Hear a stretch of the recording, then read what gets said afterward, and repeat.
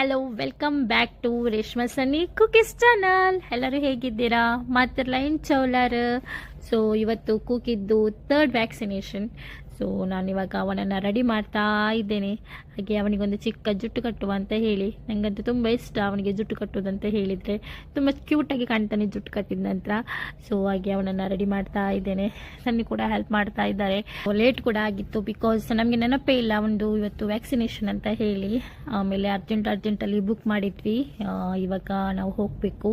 So ಇದು ಕೂಡ same last time ನಾನು ನಿಮಗೆ ವಿಡಿಯೋದಲ್ಲಿ ತೋರಿಸಿದ್ದೆ ನೋಡಿ, ಒಂದು ದುಬೈ ಮುನ್ಸಿಪಾಲಿಟಿ ಅವರದು ಹಾಸ್ಪಿಟಲ್. ಸೊ ಅಲ್ಲೇ ಇವತ್ತು ಕೂಡ ಅವನಿಗೆ ವ್ಯಾಕ್ಸಿನೇಷನ್ ಇದೆ. ಇವತ್ತು ಅವನಿಗೆ ರ್ಯಾಬಿಸ್ ವ್ಯಾಕ್ಸಿನೇಷನ್ ಏನೋ ಇರಬೇಕು. ಸೊ ಅದು ಗೊತ್ತಿಲ್ಲ, ನೋಡ್ಬೇಕು ಯಾವುದು ವ್ಯಾಕ್ಸಿನೇಷನ್ ಕೊಡ್ತಾರಂತ ಹೇಳಿ.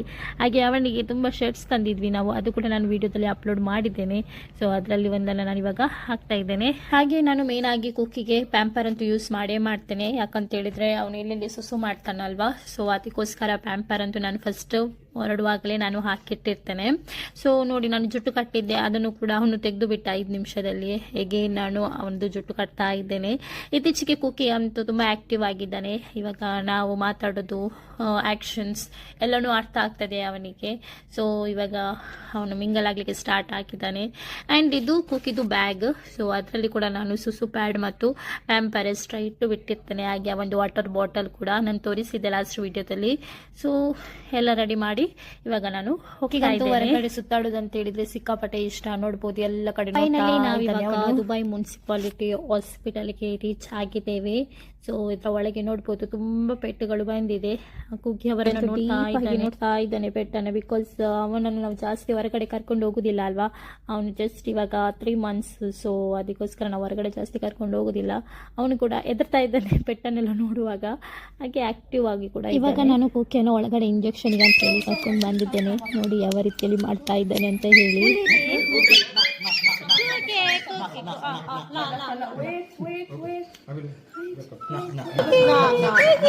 ಇವಾಗ ವ್ಯಾಕ್ಸಿನೇಷನ್ ಕೊಟ್ಟು ಇವಾಗ ನೋಡ್ಬೋದು ಸೀಟಲ್ಲಿ ಕಟ್ಟಿ ಮಲಗಿದ್ದಾನೆ.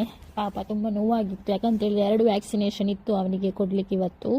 ಸೊ 3 months ಆಗಿತ್ತಲ್ವಾ, ಹಾಗೆ 2 ವ್ಯಾಕ್ಸಿನೇಷನ್ ಕೊಟ್ಟಿದ್ದಾರೆ.